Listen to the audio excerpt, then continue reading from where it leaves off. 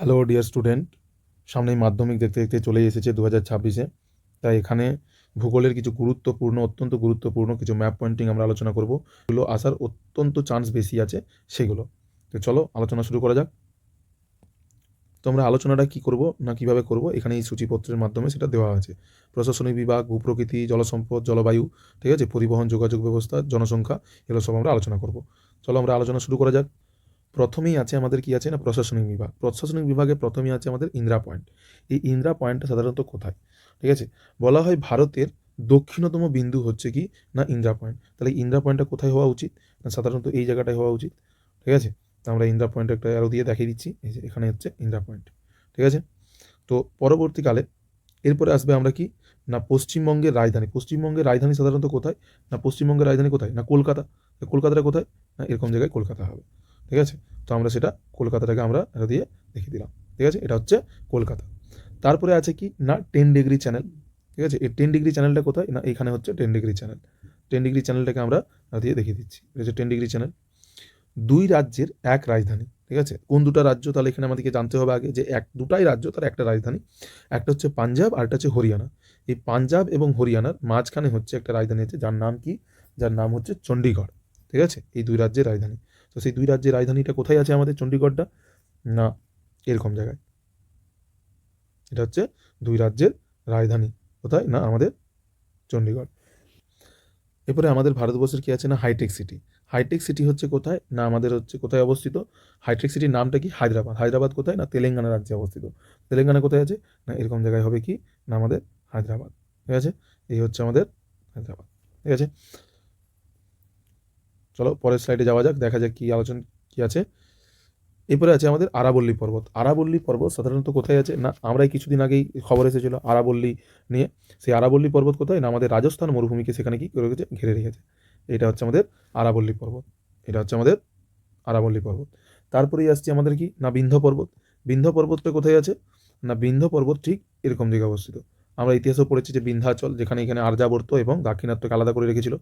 ঠিক আছে, তারপরে আসছে আমাদেরকে না সাতপুরা পর্বত। সাতপুরা পর্বত ঠিক তার না নিচটাই হবে। ঠিক আছে, এই সাতপুরা পর্বতের পরে এরকম জায়গায় একটা আছে যেটার নাম হচ্ছে মহাদেব পর্বত। ঠিক আছে, এই সাতপুরা পর্বত এবং বিন্ধ্য পর্বতের মাঝখানে একটা নদী গিয়েছে, যে নদীটার নাম কি না যে নদীটার নাম হচ্ছে নর্মদা নদী। ঠিক আছে, তাহলে আমাদের বিন্ধ্য পর্বত আর সাতপুরা পর্বত আমরা দেখিয়ে দিই এই চিহ্ন দিয়ে। বিন্ধ্য পর্বত কোনটা? না এটা। আর সাতপুরা কোনটা? এটা। ঠিক আছে, এরপরে আসছে কি না ছোটনাগপুর মালভূমি। ঠিক আছে, ছোটনাগপুর মালভূমি সাধারণত কোন এলাকাটা? আমাদের যে ঝাড়খণ্ড আছে, পশ্চিমবঙ্গের কিছু অংশ। ঠিক আছে, এই পশ্চিমবঙ্গ এবং ঝাড়খণ্ডের কিছু অংশটাকে নিয়ে হচ্ছে কি হচ্ছে না আমাদের ছোটনাগপুর মালভূমি অঞ্চল। কারণ হচ্ছে এখানে যে দাক্ষিণাত্য মালভূমি বা ভারতবর্ষের মালভূমি অঞ্চলকে দুভাগে ভাগ করা হয়েছে, যে একটা হচ্ছে কি না দাক্ষিণাত্য মালভূমি, আর একটা হচ্ছে সেন্ট্রাল হাইল্যান্ড, যেখানে কি হচ্ছে না ব্যবচ্ছিন্ন মালভূমি, বুন্দেলখণ্ড, বাগেলখণ্ড, ছোটনাগপুর মালভূমি। এটা হচ্ছে সেই ছোটনাগপুর মালভূমি। ঠিক আছে, ছোটনাগপুর মালভূমি। তারপরে আসছে কি না নীলগিরি পর্বত। নীলগিরি পর্বত কোথায় আছে? না নীলগিরি পর্বত হচ্ছে এরকম জায়গাতে অবস্থিত। ঠিক আছে, নীলগিরি পর্বত। আমাদের যে পূর্বঘাট পর্বত এবং পশ্চিমঘাট পর্বত এই মিলিত হয়েছে কোথায়? না নীলগিরি পর্বতে। ঠিক আছে, নীলগিরি পর্বতের সর্বোচ্চ শৃঙ্গের নাম কি? দোদাবেতা। ঠিক আছে, এটাও কিন্তু 1 নম্বরের প্রশ্ন এসে যায়। চলো পরের প্রশ্ন, পরেরগুলো আলোচনা করি। ভারতের জলসম্পদ থেকে কি কি আছে? না আমাদের চিল্কা হ্রদ। চিল্কা হ্রদ আমরা সবাই জানি এশিয়ার বৃহত্তম লেগুন হ্রদ বলা হয়। তো সেই চিল্কা হ্রদটা কোথায় আছে? আমাদের সাধারণত উড়িষ্যার উপকূলে আছে আমাদের চিল্কা হ্রদ। কোথায়? না এটা হচ্ছে কি চিল্কা হ্রদ। ঠিক আছে, আর চিহ্ন দিয়ে দেখাই, এটা হচ্ছে চিল্কা হ্রদ। তারপরে হচ্ছে প্যাংগং লেক। প্যাংগং হ্রদ মানে ভারতবর্ষের সবথেকে উচ্চতম লবণাক্ত জলের হ্রদ। সেই প্যাংগং লেক কোথায় আছে? না এরকম জায়গায় হচ্ছে প্যাংগং লেক আছে। ঠিক আছে, প্যাংগং লেক এটা। ঠিক আছে, তারপরে হচ্ছে আগেই বললাম যে নর্মদা নদী, আগে স্লাইডে দেখিয়েছি নর্মদা নদী, সাতপুরা পর্বত এবং বিন্ধ্য পর্বতের মাঝখানে যে নদীটা প্রবাহিত হয়েছে সেটাকে আমরা বলবো কি না নর্মদা নদী। ঠিক আছে, তারপরে আছে ব্রহ্মপুত্র নদী। ব্রহ্মপুত্র নদী হচ্ছে আমাদের গঠিত হয়েছে কোথায়? না এখান থেকে গঠিত হয়ে এইভাবে এসে হচ্ছে না অরুণাচল প্রদেশে এখানে প্রবাহিত হয়েছে। এখানে মাজুলি দ্বীপ গঠিত হয়েছে। এটাই হচ্ছে কি না আমাদের ব্রহ্মপুত্র নদী। ঠিক আছে, তারপরে হচ্ছে লোকটাক। লোকটাক হ্রদ কোথায় অবস্থিত? আমরা জানি লোকটাক হ্রদ হচ্ছে মণিপুরে অবস্থিত। ঠিক আছে, লোকটাক হ্রদ মণিপুরে। তাহলে লোকটাক হ্রদটা কোথায় হবে? এরকম জায়গায়। ঠিক আছে, হচ্ছে লোকটাক হ্রদ। পরে আমরা আলোচনা করছি পরের ম্যাপ পয়েন্টিংগুলো। পরে আছে কি জলবায়ু থেকে। ভারতবর্ষের একটি বৃষ্টিচ্ছায় অঞ্চল, বছরে দুবার বৃষ্টিপাতযুক্ত অঞ্চল আর চেরাপুঞ্জি। এই যে দুটো প্রশ্ন, ঠিক আছে, একটা হচ্ছে বৃষ্টির ছাই অঞ্চল আর একটা হচ্ছে চেরাপুঞ্জি, ঠিক আছে। বৃষ্টির ছাই অঞ্চল চেরাপুঞ্জি যেখানে হয় তার ঠিক অপোজিটে হবে। তাহলে কোথায় হবে না, বৃষ্টির ছাই অঞ্চল আমাদের যদি এখানে হয়, এরকম জায়গায় হয়, ঠিক আছে, তাহলে কি হবে, চেরাপুঞ্জি কোথায় হবে না, চেরাপুঞ্জি এরকম জায়গায় হবে, ঠিক আছে। কারণ হচ্ছে প্রতিপাত ঢালে বৃষ্টিপাত হচ্ছে, আর অনুপাত ঢালে কি হচ্ছে, বৃষ্টির ছাই অঞ্চল সৃষ্টি হচ্ছে। বৃষ্টির ছাই অঞ্চলটার নাম কি, বৃষ্টির ছাই অঞ্চলের নাম হচ্ছে শিলং, ঠিক আছে। আর আমাদের বছরে সারা বছর প্রচুর বৃষ্টিপাত ঘটায়, সব থেকে বৃষ্টিপাতযুক্ত অঞ্চল কি, আমাদের মৌসিমরাম চেরাপুঞ্জি, ঠিক আছে। আর বছরে দুবার বৃষ্টিপাতযুক্ত অঞ্চল হচ্ছে আমাদের কোথায় হয় না, এই করমণ্ডল উপকূল, এটা হচ্ছে আমাদের করমণ্ডল উপকূল। করমণ্ডল উপকূলে আমাদের কি বছরে দুবার বৃষ্টিপাত হয়, ঠিক আছে। করমণ্ডল উপকূল বছরে দুবার বৃষ্টিপাত হয়। পরে এবারে আমরা আলোচনা করব কি না, ভারতের মৃত্তিকা এবং স্বাভাবিক উদ্ভিদ।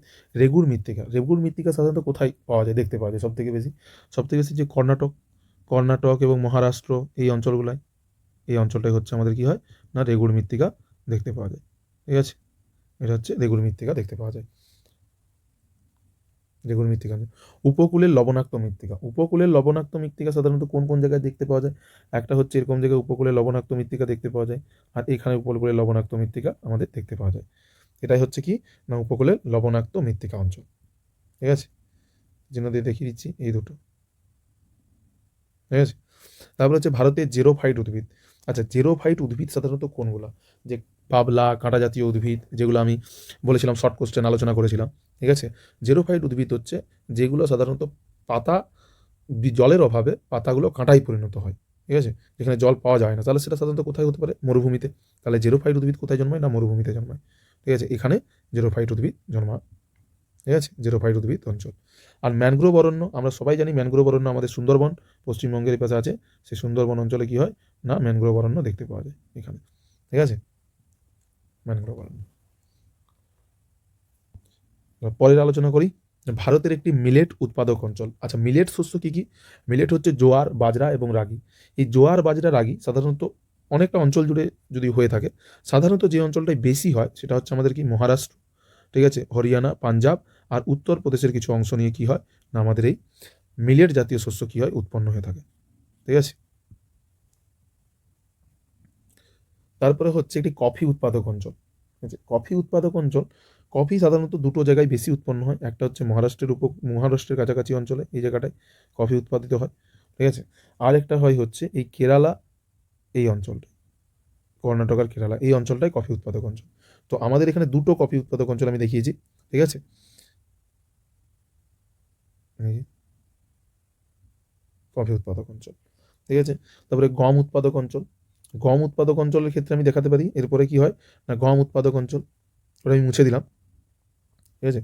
গম উৎপাদক অঞ্চল কোথায় না, এই সমগ্র অঞ্চলটায় পাঞ্জাব, হরিয়ানা, উত্তরপ্রদেশ, আমাদের পশ্চিমবঙ্গের কিছু কিছু অঞ্চলে দেখতে পাওয়া যায়, বিহার, ঠিক আছে, ছত্তিশগড়, এই পুরো অঞ্চলটা কি হয় না, আমাদের গম উৎপাদক অঞ্চল, ঠিক আছে। আমাদের এই পুরো অঞ্চলটা কি হয় না, গম উৎপাদক অঞ্চল, গম দেখতে পাওয়া যায়। এটা হচ্ছে আমাদের,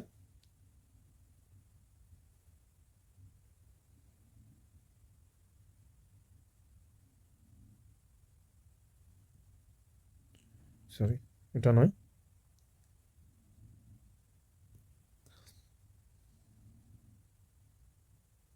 ঠিক আছে। তারপরে আছে কেন্দ্রীয় চা গবেষণাগার কোথায় আছে না, আসামের জোড়াহাট, এটা আমরা সবাই জানি। আসামের জোড়াহাটটা কোনখানে না, এরকম জায়গায় আসামের জোড়াহাট, চা উৎপাদক চা গবেষণাগার আসামের জোড়াহাট। তাহলে হলদিয়া তৈল শোধনাগার, হলদিয়া তৈল শোধনাগার হচ্ছে পশ্চিমবঙ্গের এরকম জায়গায় আছে, এটা হচ্ছে হলদিয়া তৈল শোধনাগার। তারপরে কি আছে, ভারতের রুট দুর্গাপুর, ওই অঞ্চলেই আশেপাশে আছে ভারতের রুট দুর্গাপুর, ঠিক আছে। এখানে ম্যাপটায় অনেক ইয়ে হয়ে গেল, তো এটা হচ্ছে ভারতের রুট দুর্গাপুর, ঠিক আছে। তারপরে হচ্ছে ভারতের ডেট্রয়েট, এটা কি হবে না, এটা হচ্ছে ডেট্রয়েট হবে। ডেট্রয়েট, ভারতের ডেট্রয়েট কোথায় না, চেন্নাই। চেন্নাই কোথায়, চেন্নাই হচ্ছে তামিলনাড়ুতে হবে। তামিলনাড়ুর কোন এলাকাটায়, এখানে বর্ডারের কাছাকাছি। এটাই হচ্ছে কি ভারতের ডেট্রয়েট। তাহলে ভারতের বৃহত্তম পেট্রো রাসায়নিক শিল্পকেন্দ্র, ভারতের বৃহত্তম পেট্রো রাসায়নিক শিল্পকেন্দ্র হচ্ছে গুজরাটের জামনগরে আছে। জামনগরটা সাধারণত এরকম জায়গায় অবস্থিত, গুজরাটের জামনগর। ভারতের বৃহত্তম কি হচ্ছে পেট্রো রাসায়নিক শিল্পকেন্দ্র এটা। পূর্ব উপকূলে একটা জাহাজ নির্মাণ কেন্দ্র কি আছে না, পূর্ব উপকূলে জাহাজ নির্মাণ কেন্দ্র হচ্ছে এখানে আছে বিশাখাপত্তনম, যেটা স্বাভাবিক পোতাশ্রয়যুক্ত বন্দরও বলা হয়, ঠিক আছে। এটা হচ্ছে পূর্ব ভারতের একটা বন্দর। তারপর হচ্ছে মুম্বাই হাই, মুম্বাই হাই হচ্ছে এটা এরকম জায়গায় আছে, এটা মুম্বাই, এটা মুম্বাই হাই, দেখে নিয়েছো? এগুলো অবশ্যই নোট করে রাখবে, ঠিক আছে? তোমাদের বই আছে অবশ্যই, এটা কিন্তু এগুলো কিন্তু নোট করে রাখবে এগুলো, ঠিক আছে? চলো পরবর্তী স্লাইড আলোচনা করি। ভারতের জনসংখ্যা থেকে ভারতের প্রাসাদ নগরী কাকে বলা হয়? প্রাসাদ নগরী আমরা জানি কোথায়, না কলকাতাকে বলা হয়। প্রাসাদ নগরী কাকে বলা হয়, না আমরা কলকাতাকে বলা হয়। প্রাসাদ নগরী কোথায়, না আমাদের কলকাতাকে বলা হয়। তারপরে ভারতের বাণিজ্যিক রাজধানী কোথায়? ভারতের বাণিজ্যিক রাজধানী হচ্ছে মুম্বাই। ভারতের বাণিজ্যিক রাজধানী হলো মুম্বাই। এখানে নবসেবা বন্দরও আছে, ঠিক আছে, বাণিজ্যিক বন্দর। আরব সাগরের রানী কাকে বলা হয়? আরব সাগরের রানী হচ্ছে কোচিকে বলা হয়, কেরালার কোচিকে বলা হয় আরব সাগরের রানী, ঠিক আছে?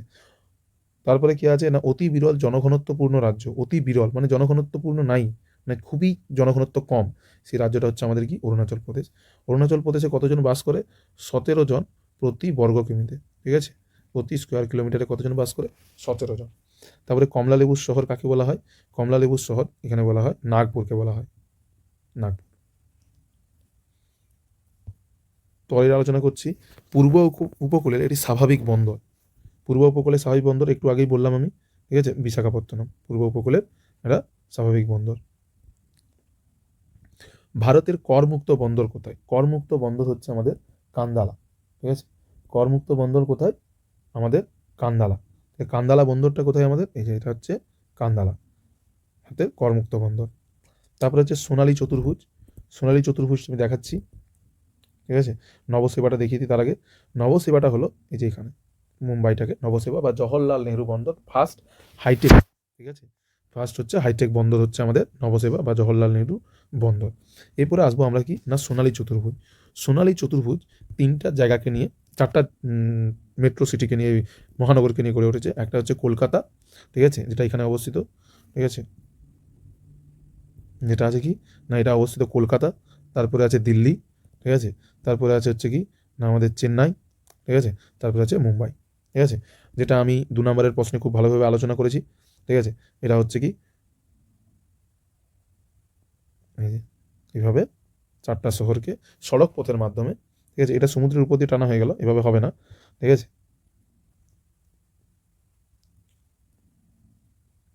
ঠিক আছে, এটাকেই বলা হচ্ছে কি, সোনালী চতুর্ভুজ বা গোল্ডেন কোয়াড্রিলেটারাল, ঠিক আছে? চলো এইভাবে আমাদের ম্যাপ পয়েন্টিংয়ের ক্লাস শেষ হলো। যদি ভালো লেগে থাকে ভিডিওটা অবশ্যই ইম্পর্টেন্ট, তোমরা চ্যানেলটি লাইক এবং সাবস্ক্রাইব করে পাশে থেকো পরবর্তী আপডেট পেতে। আমরা আবার 3 নাম্বার এবং 4 নাম্বারের কোশ্চেন আলোচনা করব, এখানে উত্তর থাকবে না কিন্তু আলোচনা করব। চলো, জয় হিন্দ, জয় ভারত, সবাই ভালো থেকো, অনেক অনেক শুভেচ্ছা।